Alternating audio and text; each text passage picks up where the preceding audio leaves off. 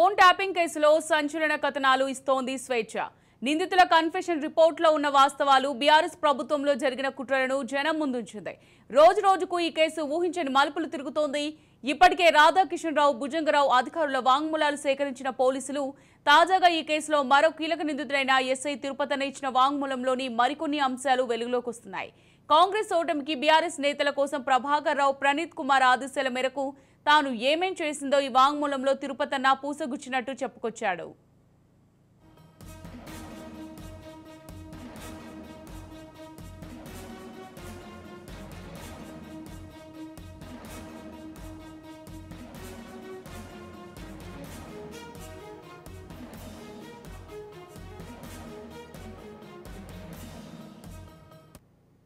పంతొమ్మిది 1999లో నల్గొండ జిల్లాలో ఐపీఎస్ అధికారిగా ఉన్న ప్రభాకర్ రావు పనిచేసే కాలంలోనే వామపక్ష తీవ్రవాద కార్యకలాపాలను అణిచివేసేందుకు ఉద్దేశించిన స్పెషల్ ఇంటెలిజెన్స్ బ్రాంచ్లో తాను ఎస్ఐగా పనిచేశానని తిరుపతన్న తెలిపాడు.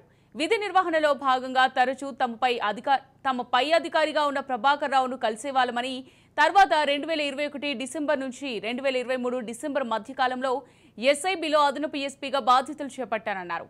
ఈ సమయంలో పట్టణ నగర ప్రాంతాల్లో వామపక్ష తీవ్రవాదులకు నైతిక మద్దతు తెలిపే ప్రజా సంఘాల అనుపానులు కనిపెట్టి పై అధికారులకు ఉప్పందించడం ప్రధానమైన పనిగా ఉండేదన్నారు. బేగంపేట కార్యాలయం కేంద్రంగా తమ పని సాగేదన్నారు. ఈ క్రమంలో ప్రజా సంఘాల వ్యక్తులకు చెందిన 300 మంది మీద నిఘా కోసం తమ బృందానికి 3 కంప్యూటర్లు ఇచ్చినట్టు తిరుపతన్న వెల్లడించారు. వీటిపై 8 మంది కానిస్టేబుళ్లు, ఒక హెడ్ కానిస్టేబుల్ 24 గంటలు పనిచేసేవారని వివరించాడు.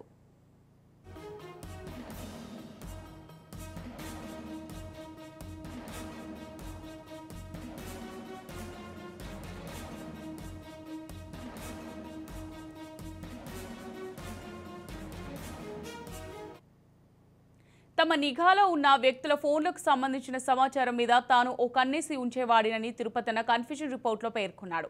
ఈ క్రమంలోనే మునుగోడు ఉప ఎన్నిక రావడంతో అక్కడి వామపక్ష తీవ్రవాద కార్యకలాపాల మీద నిఘా కోసం తాను మునుగోడు వెళ్లానన్నాడు. అప్పటికి Praneeth Kumar special operations team ఇన్ఛార్జిగా ఉన్నారని అన్నారు. కానీ ఆయనకు అప్పగించిన బాధ్యతలేంటో తనకు తెలియదన్నాడు. అప్పట్లో ఎస్ఓటీ చీఫ్ ఆపరేషన్స్ ఆఫీసర్గా ఉన్న ప్రభాకర్ రావు ఉదయం 11 గంటల నుంచి 12 గంటల సమయంలో రోజు ఎస్ఓటీలోని కీలక సభ్యులకు బ్రీఫింగ్ ఇచ్చేవారు. ఎస్ఓటీ ఆఫీస్ వద్ద అప్పుడప్పుడు ప్రణీత్ కుమార్ కనిపించేవారు తప్ప తనతో అంత క్లోజ్ ఏం కాదన్నారు. గత అసెంబ్లీ ఎన్నికల సమయంలో తమ COO Prabhakar Rao, team incharge Praneeth Kumar నిర్ణయాల మేరకు తమకు గతంలో ఇచ్చిన కంప్యూటర్లోని హార్డ్ డిస్క్లు తీసి కొత్తవి వేసి పాత వాటి ధ్వంసం చేసినట్టు చెప్పారు. ఫోన్ ట్యాపింగ్ వ్యవహారం బయటపడకుండా ఉండేందుకు తమ విభాగంలోని అనేక ఇతర కంప్యూటర్లు, సర్వర్లను మార్చి పారేశారని చెప్పుకొచ్చారు.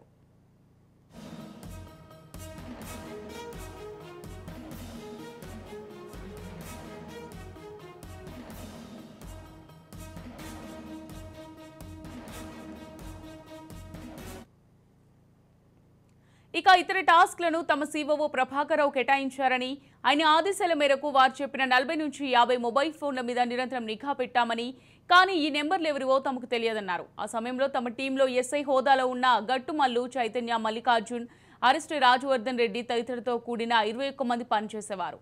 ఆ టైంలో మా టీం సభ్యులంతా కేవలం వాట్సాప్ కాల్స్లో మాత్రమే మాట్లాడుకునేవాళ్ళం. ఈ సమయంలోనే అసెంబ్లీ ఎన్నికలు ముగిసే వరకు విపక్షాలకు చెందిన ఎన్నికల డబ్బు పంపిణీకి సంబంధించిన ఆపరేషన్స్ చూస్తున్న ప్రణీత్ కుమార్తో పనిచేయాలని తమ సీఓఓ ప్రభాకర్ రావు తనను ఆదేశించినట్టు చెప్పారు.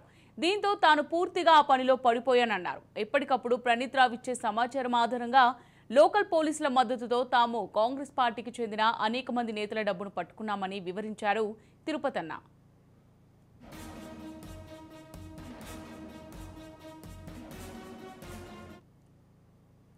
తమ ఉన్నతాధికారుల ఆదేశం మేరకు టీంలో కానిస్టేబుల్గా ఉన్న వేణుగోపాల్ రెడ్డి 2023 అక్టోబర్ 20న పోల్ 2023 పేరుతో ఒక వాట్సాప్ గ్రూప్ క్రియేట్ చేశాడని, ఆ గ్రూప్లో ఎప్పటికప్పుడు తమకు టార్గెట్ చేయబడిన విపక్ష నేతల సమాచారం అందుతుండేదని చెప్పాడు. ఈ గ్రూప్లో తాను, గట్టుమల్లు, చైతన్య, మల్లికార్జున్, ఆర్ఎస్ఐ రాజవర్ధన్ రెడ్డి, కానిస్టేబుల్ కిరణ్, దినేష్, నీలగిరి శ్రీనివాసరావు, సదానందం, సాయి కుమార్, సుధాకర్ రెడ్డి, వెంకటేష్, చాణక్య, ప్రకాష్, రాజ్ కుమార్, నరేష్ ఉన్నారు. ఆ రోజు నుంచి ప్రణీత్ కుమార్ మాకు అందిస్తూ వచ్చిన సమాచారంతో task force, SOB, Cyberabad local పోలీసుల బృందాలు కలిసి పనిచేస్తూ కాంగ్రెస్ నేతలకు చెందిన ఎన్నికల డబ్బును భారీగా స్వాధీనం చేసుకోవడం మొదలైందన్నారు. ఈ సోదాలన్నింటిలోనూ తమ టీం సభ్యులు నగదు తీసుకెళ్లేవారని, ఈ సోదాలన్నింటిలోనూ తమ టీం సభ్యులు నగదు తీసుకెళ్లే వారిని ఫాలో అయ్యేలా నేను ఆదేశాలు ఇవ్వడం, దీనికి స్థానిక పోలీసుల సహాయం తీసుకోవడం జరిగింది. సదరు వ్యక్తుల మీద ఆయా పోలీస్ స్టేషన్లలో క్రిమినల్ కేసులు నమోదు చేశామని తిరుపతన్న వివరించాడు.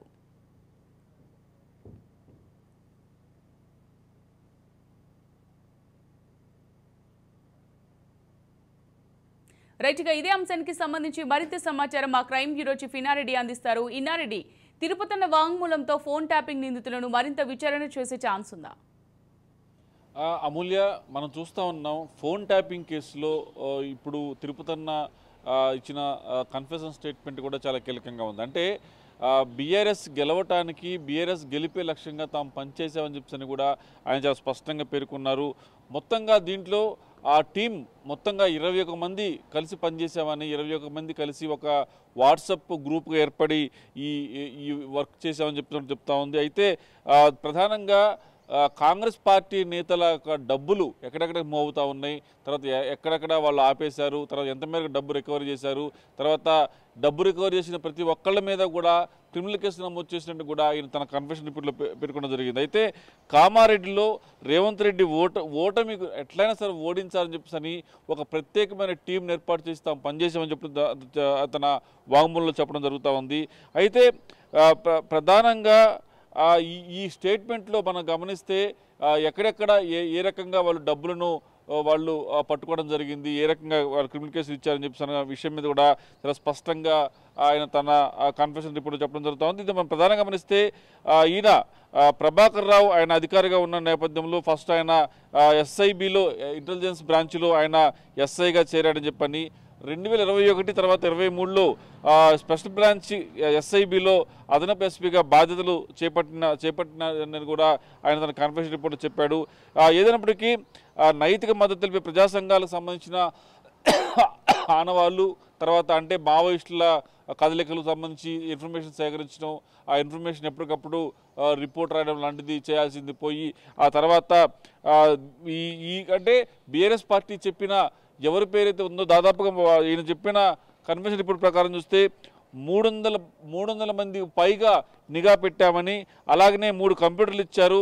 దాని మీద నిఘా గురించి దాదాపుగా 8 మంది కానిస్టేబుల్ కూడా పనిచేశారని చెప్పేసి, ఒక కానిస్టేబుల్ 24 గంటలు ఈ నిఘా పని మీదనే ఉండేవాడు. అంటే మిగతా 8 కంప్యూటర్ నుంచి సేకరించిన సమాచారం ఏమైతే ఉందో ఆ సమాచారాన్ని అబ్జర్వ్ చేయటం, దాన్ని క్రోడీకరించి ఇమీడియట్గా పై అధికారులకి చేరవేయటం, దాన్ని పెన్ డ్రైవ్ల ద్వారా, తర్వాత తదితర మార్గాల ద్వారా డేటాను బీఆర్ఎస్ అధికారులకు ఇచ్చినట్టు చెప్తాం. సో మొత్తం మీద ఏ రకంగా అయితే తాము ఈ స్పెషల్ ఆపరేషన్ చేశామో దానికి సంబంధించిన డీటెయిల్స్ మొత్తం ఇవ్వడం జరుగుతూ ఉంది.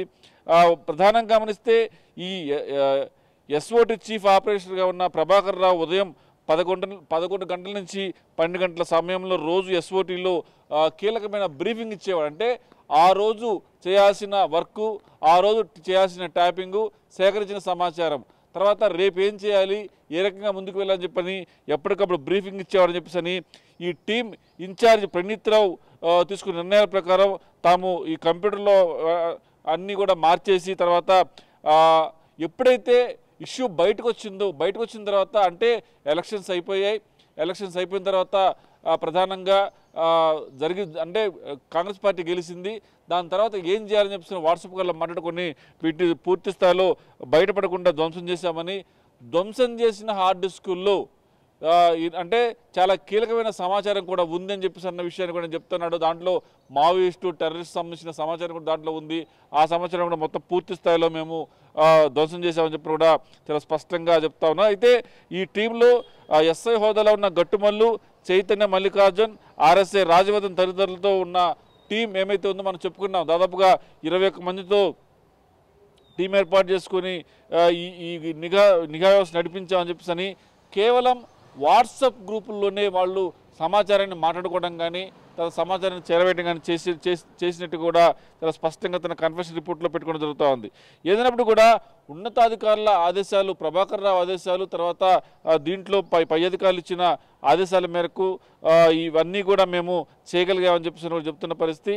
సో మొత్తం మీద ఈ ట్రాపింగ్లో ఈయన యొక్క పాత్ర ప్రధానంగా గమనిస్తే డబ్బులు ఎవరో ఎక్కడి నుంచి ఎక్కడి డబ్బులు వెళ్తూ ఉన్నాయి, అని చెప్పేసి అన్నదే కాకుండా తమ ఉన్నతాధికారుల ఆదేశం మేరకు ఈయన ఎప్పటికప్పుడు గ్రూపుల్లో గట్టుమల్లు, చైతన్య, మల్లికార్జున్, ఆర్ఎస్ఐ, రాజవర్ధన్ రెడ్డి, కానిస్టేబుల్ కిరణ్, దినేష్, నీలగిరి శ్రీనివాసరావు, సదానందం, సాయి కుమార్, సుధాకర్ రెడ్డి, వెంకటేష్, చాణక్య, ప్రకాష్, అలాగే నరేష్ వీళ్ళందరూ కూడా ప్రణీత్ దగ్గర నుంచి వచ్చే సమాచారం మేరకు బృందాలుగా ఏర్పడి కాంగ్రెస్ నేతలకు సంబంధించిన డబ్బును భారీగా స్వాధీనం చేసుకోవటం, తర్వాత అక్కడికి వెళ్ళి వాళ్ళ మీద పలు పోలీస్ స్టేషన్లో కంప్లైంట్ అనేది జరుగుతూ ఉంది. అసలు ఓవరాల్గా చూస్తే వీళ్ళు వసూలు చేసిన డబ్బుల వివరాలు ఒకసారి పరిశీలిస్తే పిసిసి అధ్యక్షుడు రేవంత్ రెడ్డి సన్నిహితుడు గాలి అనిల్ కుమార్కు చెందిన దాదాపుగా 90 లక్షల రూపాయల నగదు, అలాగనే పిసిసి అధ్యక్షుడు రేవంత్ రెడ్డి సన్నిహితుడు కె వినయరెడ్డికి చెందిన దాదాపుగా 1,99,00,000 పైబడి, అలాగే పొంగులేటి శ్రీనివాసరెడ్డికి చెందిన దాదాపుగా 7 కోట్ల రూపాయలు, అదే సంస్థకు చెందిన రఘురామరెడ్డి తర్వాత బిలాలకు చెందిన 3 కోట్లు, కోమటిరెడ్డి రాజగోపాల్ రెడ్డి సన్నిహితులైన చొప్పరి వేణు సంబంధించి 1 కోటి రూపాయలు, అలాగే రాజగోపాల్ రెడ్డి చెందిన మరో సన్నిహితుడు మధు శ్రీహరి దాదాపు 1.18 కోట్లు, అలాగే రాజగోపాల్ రెడ్డికి చెందిన మధు శ్రీహరి నుంచి మరోసారి 42 లక్షలు, అలాగనే కాంగ్రెస్ నేత వివేక్ చెందిన విశాఖ ఇండస్ట్రీస్ ప్రతినిధి కందుల రవికృష్ణ దగ్గర నుంచి దాదాపుగా 50 కోట్లు, అలాగనే ఉత్తమ్ కుమార్ రెడ్డి సన్నిహితులైన గిరిధర్ రెడ్డి దగ్గర నుంచి దాదాపుగా 35 లక్షలు, పాలకుర్తి కాంగ్రెస్ నేత అలాగే ఝాన్సీ రెడ్డికి సంబంధించి 40 లక్షలు. చూస్తుంటే మొత్తాలుగా 14 పెద్ద ఆపరేషన్లు చేశాము. ఆపరేషన్లో పట్టుబడిన వివరాలు అన్ని కూడా ఆయన కన్ఫరెన్స్ రిపోర్ట్లో చెప్పడం జరుగుతూ ఉంది. సో ఓవరాల్గా చూస్తే తిరుపతన్న పాత్ర అనేది డబ్బుల వసూళ్ళు అంటే ప్రణీత్ రావు ఇచ్చిన ఆదేశాలు ఏమైతే ఉన్నాయో దాన్ని పాటించడం, కానిస్టేబుల్తో సహచర కానిస్టేబుల్తో కలిసి ఈ డబ్బులు ఎక్కడికి చేరవేస్తూ ఉన్నారు, అనుచరులకు సంబంధించి దాదాపుగా 300 మందికి సంబంధించిన డేటా ఎప్పటికప్పుడు సేకరించడం, అప్డేట్ చేయటం, తర్వాత డబ్బులు తరలింపు విషయంలో అటాక్ చేయటం, ఆ డబ్బులు రికవర్ చేయటం, అవసరమైతే క్రిమినల్ కేసు పెట్టడం, ఇదే పనిగా తాము వర్కౌట్ చేశామని చెప్పిన కూడా తిరుపతిని తన కన్ఫరెన్స్ ఇప్పుడు చెప్పడం జరుగుతూ ఉంది. అమూల్య రేవంత్ రెడ్డి కూడా దీని గురించి మాట్లాడారు. ఈ ఫోన్ ట్యాపింగ్ వ్యవహారం ఏదైతే ఉందో ఎలక్షన్ కోడ్ ఉన్నందున అందులో మేము ఇన్వాల్వ్ అవ్వట్లేదు, అధికారులు చూసుకుంటారని చెప్పడం జరిగింది. స్టిల్ ఇది ఇంకా ఎందుకు రాష్ట్ర పోలీసుల ఆధ్వర్యంలోనే విచారణ జరుగుతుంది, సిబిఐకి ఎందుకు అప్పగించట్లేదని రేవంత్ రెడ్డి ప్రశ్నించడం జరిగింది. మరి దీన్ని ఎట్లా చూడొచ్చు అంటారు? అయితే అమూల్య మనం గమనించవచ్చు, ప్రస్తుతం అయితే మాత్రం మీరు అన్నట్టుగానే ప్రస్తుతం కోడ్ ఇంకా అంటే రిజల్ట్ ఇంకా ప్రకటించలేదు. ప్రకటించిన తర్వాత ప్రకటించే వరకు కూడా కోడ్ ఉంటుంది కాబట్టి ప్రభుత్వ నిర్ణయాలు అనేవి కొన్ని తీసుకుంటున్నప్పుడు ఖచ్చితంగా కోడ్లో కూడా కొంచెం కోడ్ విషయంలో కూడా కొంచెం ఆచితూచి వ్యవహరించాల్సిన అవసరం ఉంది. సో మరి ఇక్కడ 2 విషయాలు గమనించా అమూల్య. ఎప్పుడైనా సరే సిబిఐకి వెళ్లే ముందు ఇక్కడ మన పోలీసు వ్యవస్థ, మన పోలీసు టీం తీసుకొచ్చే సమాచారం కరెక్ట్గా లేదు అనుకున్నప్పుడు పై స్థాయి అంటే సిబిఐ లాంటి వాళ్లకు ఇన్వెస్టిగేషన్ టీంకి దానికి అప్పగించడం జరుగుతూ ఉంది. అయితే ఇక్కడ ఎఫిషియెంట్ టీం ఉంది. ఒకటే చెప్పుకోవాలి, ఇక్కడ హైదరాబాద్ కమిషనరేట్గా ఉన్న శ్రీనివాసరెడ్డి, వెస్ట్ జోన్ డీసీపీగా ఉన్న విజయ్ కుమార్ ఇద్దరు కూడా చాలా సిన్సియర్ ఆఫీసర్లు. అలాగనే సిబిఐ కంటే కూడా ఎక్కువ అంటే వాళ్ళ ఏజెన్సీ తప్పట్టం కాదు, కానీ ఇక్కడ మన పోలీస్ ఎఫిషియన్సీ కూడా అంతకంటే ఉంది. వాళ్ళు ఖచ్చితంగా అన్ని సమాచారం సేకరించగలరు. ఇప్పటికే నేను చూసాం భుజంగరావు ఇచ్చిన స్టేట్మెంట్లో దీంట్లో ఏ రకంగా ఆయన సమాచారాన్ని ట్యాప్ చేశారు, తర్వాత ఏ రకంగా బెదిరించారని చెప్పాను. దాని మీద శ్రీధర్ రావు గారికి సంబంధించిన ఫోన్ ట్యాపులు చేయటం, డబ్బులు వసూలు చేయటం, డబ్బులు ఇచ్చిన తర్వాత మళ్ళీ కూడా ఆయన కేసులు పెట్టి వేధించడం. సో ఇంత గ్రౌండ్ వర్క్ చేసి వీళ్ళు ఈ రకమైన పకడ్బందీగా చేసి పిన్ టు పిన్ వీళ్ళు దీని మీద అంటే గ్రూప్ ఫామ్ అయిన దగ్గర నుంచి ఎస్ఐబి అంటే గెలిపే లక్ష్యంగా బీఆర్ఎస్కి సపోర్ట్ చేయాలని చెప్పని నిర్ణయం చేసుకున్న కాడి నుంచి జరిగిన ప్రతి విషయంలోనూ pin to pin technical evidence, అలాగనే సమాచార సేకరణ, తర్వాత అలాగనే కన్ఫెషన్ రిపోర్ట్ ఎక్కడ కూడా ఒకవేళ కన్నా కోర్టులో ప్రొడ్యూస్ చేస్తే ప్రాసిక్యూషన్లో సక్సెస్ అయ్యేలాగా ఇన్వెస్టిగేషన్ ఉంది. కాబట్టి ఆఫ్టర్ ఎలక్షన్స్ జరగబోయే పరిణామం అంటే ఆఫ్టర్ కౌంటింగ్ జరగబోయే పరిణామాలు చాలా కీలకంగా ఉంటాయి. చాలామంది అరెస్ట్ అయ్యే అవకాశం ఉంది. ఇప్పుడు శ్రీధర్ రావు కూడా ఖచ్చితంగా సాంబశివరావుని అరెస్ట్ చేసి ఆయన ఫోన్ హ్యాండిల్ చేసుకుంటే ఆ రోజు భుజంగరావుతో ఉన్న సత్సంబాలు కావచ్చు, వసూలు చేసిన డబ్బులు కావచ్చు, బ్లాక్మెయిల్ చేసే విధానం కావచ్చు, అన్నీ బయటకు వస్తాయని డిమాండ్ చేస్తున్న పరిస్థితి. మరి తర్వాత ఏం జరగబోతా ఉంది? మరి దీంట్లో కేసీఆర్ లాంటి పెద్దల పేర్లు కూడా బయటకు వస్తూ ఉన్నాయి. బీఆర్ఎస్లో ఉన్న కీలక నేతలను కూడా మొట్టమొదటిగా విచారణ చేసి అవసరమైతే అరెస్ట్ చేసే అవకాశం ఉంది. కాబట్టి ఎలక్షన్ కౌంటింగ్ తర్వాత జరగబోయే పరిణామాలు చాలా తీవ్రంగా ఉండే అవకాశం కనిపిస్తా ఉంది. Amulya. Right, thank you Inna Reddy.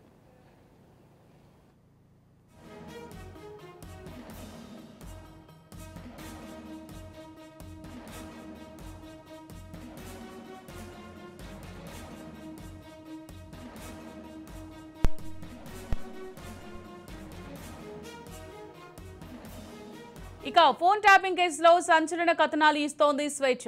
నిందితుల కన్ఫెషన్ రిపోర్ట్లో ఉన్న వాస్తవాలు బీఆర్ఎస్ ప్రభుత్వంలో జరిగిన కుట్రలను జనం ముందుంచింది. రోజు రోజుకు ఈ కేసు ఊహించని మలుపులు తిరుగుతుంది. ఇప్పటికే రాధాకిషన్ రావు, భుజంగరావు అధికారుల వాంగ్మూలాలు సేకరించిన పోలీసులు తాజాగా ఈ కేసులో మరో కీలక నిందితుడైన ఎస్ఐ తిరుపతన్న ఇచ్చిన వాంగ్మూలంలోని కొన్ని కీలక అంశాలు వెలుగులోకి వస్తున్నాయి. కాంగ్రెస్ ఓటమికి బీఆర్ఎస్ నేతల కోసం ప్రభాకర్ రావు, ప్రణీత్ కుమార్ ఆదేశాల మేరకు తాను ఏమేం చేసిందో ఈ వాంగ్మూలంలో తిరుపతన్న పూసగుచ్చినట్టు చెప్పుకొచ్చాడు.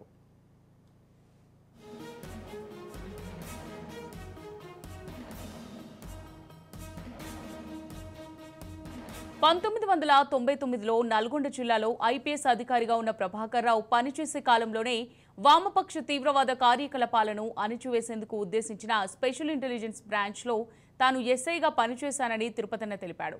విధి నిర్వహణలో భాగంగా తరచూ తమ పై అధికారిగా ఉన్న ప్రభాకర్ రావును కలిసేవాళ్లమని, తరువాత 2021 డిసెంబర్ నుంచి 2023 డిసెంబర్ మధ్యకాలంలో ఎస్ఐబిలో అదనపు ఎస్పీగా బాధ్యతలు చేపట్టానన్నారు. ఈ సమయంలో పట్టణ నగర ప్రాంతాల్లో వామపక్ష తీవ్రవాదులకు నైతిక మద్దతు తెలిపే ప్రజా సంఘాల ఆనుపానులు కనిపెట్టి పై అధికారులకు ఉప్పందించడం ప్రధానమైన పనిగా ఉండేదన్నారు.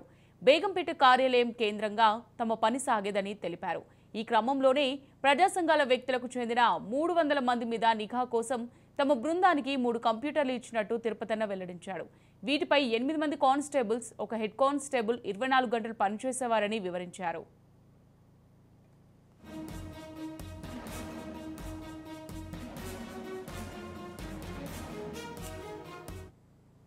తమ నిఘాలో ఉన్న వ్యక్తుల ఫోన్లకు సంబంధించిన సమాచారం మీద తాను ఓ కన్నేసి ఉంచేవాడినని తిరుపతన్న కన్ఫెషన్ రిపోర్ట్లో పేర్కొనడం జరిగింది. ఈ క్రమంలోనే మునుగోడు ఉప ఎన్నిక రావడంతో అక్కడి వామపక్ష తీవ్రవాద కార్యకలాపాల మీద నిఘా కోసం తాను మునుగోడు వెళ్లానన్నారు. అప్పటికే Praneeth Kumar special operations team ఇన్ఛార్జిగా ఉన్నారని తెలిపారు. కానీ ఆయనకు అప్పగించిన బాధ్యతలేంటో తనకు తెలియదన్నాడు. అప్పట్లో ఎస్ఓటీ చీఫ్ ఆపరేషన్స్ ఆఫీసర్గా ఉన్న ప్రభాకర్ రావు ఉదయం 11 గంటల నుంచి కూడా 12 గంటల సమయంలో రోజు ఎస్ఓటీలోని కీలక సభ్యులకు బ్రీఫింగ్ ఇచ్చేవారన్నారు.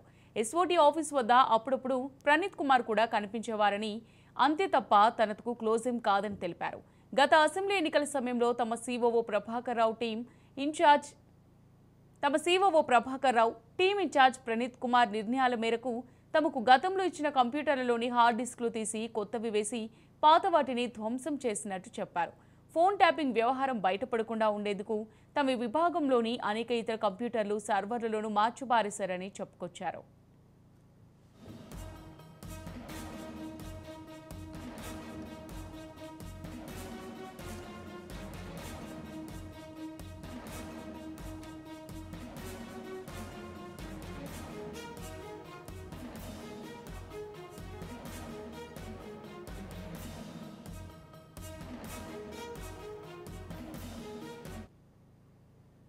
రెండు 2023లో తమకు కొన్ని ఇతర టాస్క్లను తమ సిఓఓ ప్రభాకర్ రావు కేటాయించారని, ఆయన ఆదేశాల మేరకు వారు చెప్పిన 40 నుంచి 50 మొబైల్ ఫోన్ల మీద నిరంతరం నిఘా పెట్టామని, కానీ ఈ నెంబర్లు ఎవరివో తమకు తెలియదన్నారు.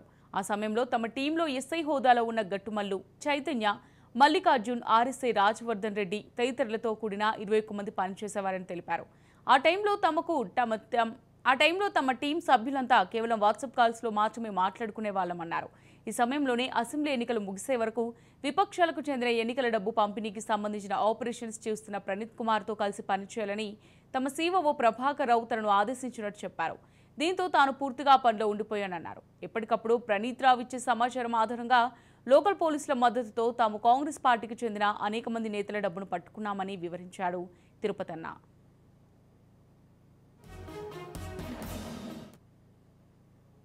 తమ ఉన్నతాధికారుల ఆదేశం మేరకు టీంలో కానిస్టేబుల్గా ఉన్న వేణుగోపాల్ రెడ్డి, 2023 అక్టోబర్ 20న పోల్ 2023 పేరుతో ఒక వాట్సాప్ గ్రూప్ క్రియేట్ చేశాడని, ఈ గ్రూప్లో ఎప్పటికప్పుడు తమకు టార్గెట్ చేయబడిన విపక్ష నేతల సమాచారం అందుతుండేదని చెప్పాడు. ఈ గ్రూప్లో తాను, గట్టుమల్లు, చైతన్య, మల్లికార్జున్, ఆర్ఎస్ఐ రాజవర్ధన్ రెడ్డి, కానిస్టేబుల్ కిరణ్ దినేష్, నీలగిరి శ్రీనివాసరావు, సదానందం, సాయి కుమార్, సుధాకర్ రెడ్డి, వెంకటేష్, చాణక్య, ప్రకాష్, రాజ్ కుమార్, నరేష్ ఉన్నారు.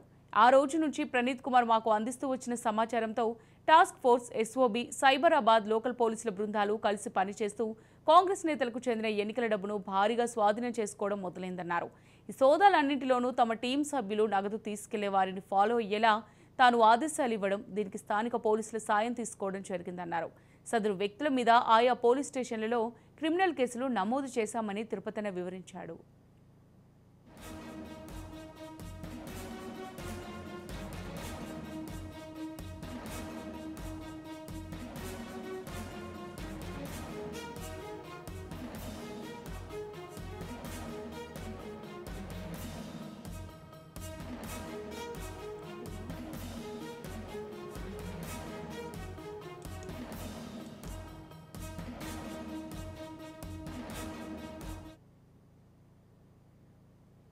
ఫోన్ ట్యాపింగ్ కేసులో సంచలన కథనాలు ఇస్తుంది స్వేచ్ఛ. నిందితుల కన్ఫెషన్ రిపోర్ట్లో ఉన్న వాస్తవాలు బీఆర్ఎస్ ప్రభుత్వంలో జరిగిన కుట్రలను జనం ముందు ఉంచింది. రోజు రోజుకు ఈ కేసు ఊహించిన మలుపులు తిరుగుతుంది. ఇప్పటికే రాధాకిషన్ రావు, భుజంగరావు అధికారుల వాంగ్మూలాలు సేకరించిన పోలీసులు తాజాగా ఈ కేసులో మరో కీలక నిందితుడైన ఎస్ఐ తిరుపతన్న ఇచ్చిన వాంగ్మూలంలోని కొన్ని కీలక అంశాలు వెలుగులోకి వస్తున్నాయి. కాంగ్రెస్ ఓటమికి బీఆర్ఎస్ నేతల కోసం ప్రభాకర్ రావు, ప్రణీత్ కుమార్ ఆదేశాల మేరకు తాను ఏం చేసిందో ఈ వాంగ్మూలంలో తిరుపతన్న పూసగుచ్చినట్టు చెప్పుకొచ్చాడు.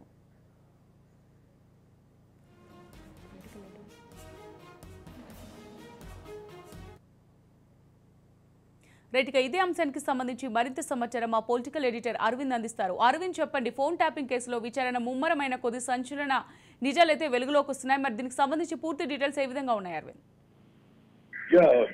అమూల్య, గతంలో ఎస్పీగా, నల్గొండ ఎస్పీగా ఉన్న కాలంలో ప్రభాకర్ రావు కొంతమందిని అధికారులు ఫిక్స్ చేసుకున్నారు, వాళ్ళని ఎస్ఐబికి తీసుకొచ్చారు అని గతం నుంచి చాలా కాలం నుంచి మనం ఏదైతే వాదన చెప్తున్నామో ఆ వాదనకి మరొక కోణం కూడా, మరొక అంశం కూడా ఇప్పుడు అర్థమైంది. అంటే తిరుపతన్న కూడా నల్గొండ ఎస్పీగా ప్రభాకర్ రావు పనిచేసిన కాలంలో అప్పట్లో ఎస్ఐగా ఉన్నటువంటి తిరుపతన్న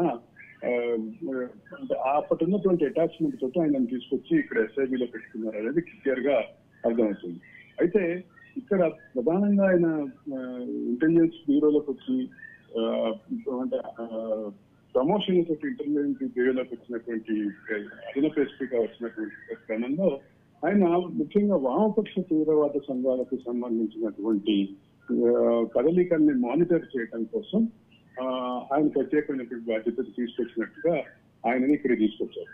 కానీ ఇక్కడ తీసుకొచ్చిన తర్వాత మొదట ఆయనని పూర్తిగా విషయం మీద ఉంచినప్పటికీ తర్వాత వ్యక్తుల ఫోన్లకు, అంటే ఇండివిజువల్స్ ఫోన్లను ట్యాప్ చేసేటటువంటి బాధ్యతని అదనంగా ఇచ్చారని చెప్పి ఆయన కన్ఫెషన్ స్టేట్మెంట్ లో ప్రధానంగా చెప్పారు. అయితే అదే సందర్భంలో నల్గొండ జిల్లాలో ఉన్నటువంటి ఈ ప్రభాకర్ రావు తోటి పనిచేసినటువంటి టీంలో చాలా మంది నల్గొండ జిల్లా నేపథ్యము, నల్గొండ జిల్లాకు సంబంధించినటువంటి లింకులు ఉన్నటువంటి అంశంలో ఇప్పుడు ప్రధానంగా ఏంటంటే నల్గొండ జిల్లాలో జరిగినటువంటి ఉప ఎన్నిక, మునుగోడు ఉప ఎన్నిక కేంద్రంగా వీళ్ళ నెట్వర్క్ ని చాలా తీవ్రంగా పనిచేయించారు. అంటే ఇక్కడ ముఖ్యంగా రాజకీయంగా చూస్తే అప్పుడున్నటువంటి రాజకీయ పరిస్థితుల్లో ఒక పక్కన రెండు నియోజకవర్గాల్లో హుజూరాబాద్ లో అలాగే దుబ్బాకలో ఓడిపోయినటువంటి పరిస్థితిలో ఉన్నటువంటి బీఆర్ఎస్ పార్టీ బీజేపీ ఎదుగుదలని తొక్కేయాలన్నటువంటి ఆలోచనలో మునుగోడులో ఎట్టి పరిస్థితుల్లో రాజగోపాల్ రెడ్డిని ఓడించాలన్న ఉద్దేశంతో చేసినటువంటి నెట్వర్క్ కూడా దీనికి ఒక కారణంగా చెప్పక తప్పదు. అయితే ప్రణీత్ కుమార్ ని ఆపరేషన్స్ పెట్టి వీళ్ళందరూ దానికి సంబంధించినటువంటి నెట్వర్క్ లో పనిచేశారు. అదే సందర్భంలో అంటే రాజగోపాల్ రెడ్డికి సంబంధించినటువంటి మనీని ఎక్కడికక్కడ కట్టడి చేయడానికి పనిచేశారు. బీఆర్ఎస్ అభ్యర్థి అయినటువంటి ప్రభాకర్ రెడ్డి యొక్క మనీకి సంబంధించినటువంటి అంశంలో కానీ ఆయనకు సంబంధించిన మూమెంట్కి కానీ చాలా వెసులుబాటు కల్పించారు అనేది ప్రధానమైనటువంటి కన్ఫెషన్ స్టేట్మెంట్, ప్రధానమైనటువంటి అంశం. అంటే రాష్ట్రంలో ప్రధానంగా రాష్ట్ర ఎన్నికల్ని ప్రభావశీలంగా మారుస్తుంది అనుకున్నటువంటి మునుగోడు ఎన్నికలో అప్పుడు కీలకంగా పనిచేసినటువంటి టీం ఇది అని చెప్పక తప్పదు. అమూల్య. రైట్ అరవింద్, ఇప్పుడు చూసినట్టయితే తిరుపతి విచారణలో ఈ వాంగ్మూలంలో అయితే చాలా మంది పేర్లు అయితే బయటకు వచ్చినట్టుగా తెలుస్తుంది, విచారణ కూడా చేస్తున్నట్టుగా తెలుస్తుంది. ఇంకా ఎవరి పేరైనా వెలుగులోకి వచ్చే అవకాశం ఉందా? అంటే ఇక్కడ కన్ఫెషన్ స్టేట్మెంట్ లో ఉన్నటువంటి పేర్లకు సంబంధించినటువంటి లింకులను ఇప్పటికే అన్ని వైపుల నుంచి పోలీస్ శాఖ జల్లెడబడుతుంది. ఇక్కడ వచ్చినటువంటి పేర్లకు సంబంధించిన అంశం అంటే ఒక పక్క రాజకీయ కోణం, మరో పక్క బెదిరింపుల కోణం. దీంట్లో ప్రధానంగా తిరుపతి మీద ఉన్నటువంటి ఆరోపణలు ఏంటంటే ఆయన రాజకీయ పరమైనటువంటి రాజకీయ పార్టీల ఒక రాజకీయ పార్టీ అంటే అధికారంలో ఉన్నటువంటి రాజకీయ పార్టీకి మేలు జరగటం, ప్రతిపక్షంలో ఉన్నటువంటి పార్టీల యొక్క పోకడలని, ప్రతిపక్ష పార్టీల యొక్క ఆందోళనని, ప్రతిపక్ష పార్టీ యొక్క రాజకీయ కార్యకలాపాలను నిరోధించడం కోసమే, దాంతో పాటు రాజకీయ పరమైనటువంటి వాళ్ళ నిధుల తరలింపుని, రాజకీయ పార్టీలకు ఉన్నటువంటి నిధుల సోర్స్ ని కట్టడి చేయడం, నిలువరించడం కేంద్రంగానే తిరుపతిలో పనిచేస్తారు అనేది ప్రధానమైనటువంటి ఆరోపణ. అయితే ఇక్కడ ఒక కీలకమైన విషయం గమనించాలి. ఇప్పటి వరకు మనం అనుకుంటున్నటువంటి ఏదైతే ప్రధానమైనటువంటి ఆరోపణలు ఉన్నాయో అంటే రాజకీయ పార్టీని నిరోధించడం, రాజకీయ పార్టీల యొక్క నిధుల యొక్క అంటే అవకాశాన్ని నిరోధించడంతో పాటు ప్రధానంగా అధికార పార్టీకి వ్యతిరేకంగా పనిచేసే వాళ్ళ ఫోన్లను ట్యాప్ చేస్తూ అన్ని ఏదైతే దానికి సంబంధించిన సమాచారాన్ని అధికార పార్టీ అధినేతలకు అందించే ప్రయత్నంలో వాళ్ళు ఏదైతే ఉన్నారు అని చెప్పి మనం భావించామో దానికి సంబంధించినటువంటి సబ్స్టాన్షియల్ ఎవిడెన్స్ గా కూడా దీన్ని మనం భావించాల్సినటువంటి పరిస్థితి అయితే ఖచ్చితంగా ఉంది అమూల్య. కానీ ఒకటి మాత్రం క్లియర్ గా ఏంటంటే తిరుపతి సంబంధించినటువంటి వ్యవహారంలో పలువురు వ్యక్తులు, అది కూడా రాజకీయ పార్టీలు అంటే కాంగ్రెస్ లో ప్రముఖ వ్యక్తుల యొక్క ఆర్థిక వెసులుబాటుని నియంత్రించడానికి, వాళ్ళ అనుకూలమైనటువంటి కంపెనీలకి, వాళ్ళు భాగస్వామ్యంగా ఉన్నటువంటి కంపెనీలకి సంబంధించిన రెగ్యులర్ వ్యవహారాన్ని కూడా మానిటర్ చేసి వాటిని నిరోధించడానికి ప్రయత్నం చేశారనేది ప్రధానంగా తిరుపతి మీద ఉన్న ఆరోపణ. అయితే మిగతా నిందితుల మీద ఉన్నటువంటి ప్రధానమైనటువంటి ఆరోపణ ఏదైతే అంటే వ్యక్తుల్ని బెదిరించి డబ్బులు దోచుకున్నారు, వ్యక్తులను బెదిరించి ముఖ్యంగా సాంబశివరావు ఆప్తమిత్రుడైనటువంటి భుజంగరావు మీద కానీ, ఈ డర్టీ గ్యాంగ్ లీడర్ గా ఉన్నటువంటి ప్రభాకర్ రావు మీద కానీ ఉన్నటువంటి ఆరోపణల్లో శాతం తిరుపతి మీద కొంచెం ఈ రకమైనటువంటి ఆరోపణలు తక్కువగా కనిపిస్తున్నప్పటికీ రాజకీయ పార్టీలకు సంబంధించిన నిధుల నిరోధించటం, అదే సందర్భంలో నాయకుల యొక్క నిధులను నిరోధించటం, వాళ్ళ ఆర్థిక మూలాలను దెబ్బకొట్టడం, దాంతో పాటుగా ప్రధానంగా వాళ్ళకి సంబంధించినటువంటి రాజకీయ ఎత్తుగడలను ముందుగా తెలుసుకొని తమ డర్టీ గ్యాంగ్ లీడర్ అయినటువంటి ప్రభాకర్ రావు ద్వారా ముఖ్యమంత్రి కార్యాలయానికి, అప్పటి ముఖ్యమంత్రి కార్యాలయానికి, అప్పటి అధికార పార్టీ అధినేతల దృష్టికి తీసుకెళ్లడం మాత్రం ఖచ్చితంగా గమనించాల్సినటువంటి విషయం. అరవింద్, మరి ఇప్పుడు చూసినట్టయితే రోజు రోజుకి కేసు అయితే ఊహించని మలుపులు తిరుగుతున్నట్టుగా అయితే తెలుస్తోంది. సీఎం రేవంత్ రెడ్డి అయితే మరి ఇది ఎందుకు రాష్ట్ర పోలీసుల ఆధ్వర్యంలోనే జరుగుతుంది, మరి సిబిఐకి ఎందుకు అప్పగించలేదని ప్రశ్నించడం జరిగింది. మరి దీన్ని ఎలా చూడొచ్చు అంటారు? అంటే రేవంత్ రెడ్డి విషయంలో రాజకీయ పరమైనటువంటి ప్రయత్నం అంటే చణుకు వీసినట్టుగా భావించాలి. ఎందుకంటే రాష్ట్ర ప్రభుత్వం సిబిఐకి ఇవ్వడానికి సిద్ధంగా లేదని ఆల్రెడీ రేవంత్ రెడ్డి క్లారిటీ ఇచ్చారు. కానీ రేవంత్ రెడ్డి ఆ క్లారిటీ ఇచ్చినటువంటి రేవంత్ రెడ్డి ఇంకొక మాట విసురుతున్నారు. ఎందుకు సిబిఐకి ఇవ్వమని కల్వకుంట్ల కుటుంబం అడగట్లేదు అంటున్నారు. దాని అర్థం ఏంటంటే సిబిఐకి ఇవ్వడానికి మేమేదో రాష్ట్ర ప్రభుత్వం ఏదో మిమ్మల్ని ఇబ్బంది పెట్టేస్తుంది అన్నటువంటి భావం మీరు వ్యక్తం చేస్తున్నారు కదా, మరి సిబిఐకి ఎందుకు ఇవ్వమని అడగట్లేదు అనేది ఆయన ఉద్దేశం. అంటే ఇంకొక అంశం ఏంటంటే దీంట్లో సబ్స్టాన్షియల్ ఎవిడెన్స్ గట్టిగా ఉంది. దీనిలో నేరానికి సంబంధించినటువంటి నేరాలకు చేసినటువంటి ప్రాథమిక ఆధారాలు ఉన్నాయి. క్రైమ్ ట్రయల్ కి సంబంధించి, మనీ ట్రయల్ కి సంబంధించి ప్రాథమిక ఆధారాలు ఉన్నాయి. కాబట్టి మీరు సిబిఐకి అడగట్లేదు అని అనటం రేవంత్ రెడ్డి ఉద్దేశం. ఆ రకమైనటువంటి చెడుకు మాత్రం విచారాన్ని చెప్పాలి. అయితే ఈ డర్టీ గ్యాంగ్ లీడర్ గా ఉన్నటువంటి ప్రభాకర్ రావు భారతదేశానికి వస్తే జరిగే పరిణామాలు ఇంకా కొన్ని ఉంటాయి. దానికి సంబంధించినటువంటి ప్రక్రియను కూడా ఆల్రెడీ ఇప్పటికే ఇనిషియేట్ చేసినటువంటి రాష్ట్ర పోలీస్ శాఖ మరికొద్ది రోజుల్లో దానికి సంబంధించినటువంటి పూర్తి స్థాయి క్లారిటీ కూడా ఇచ్చేటటువంటి అవకాశం ఉంది. Thank you for the updates.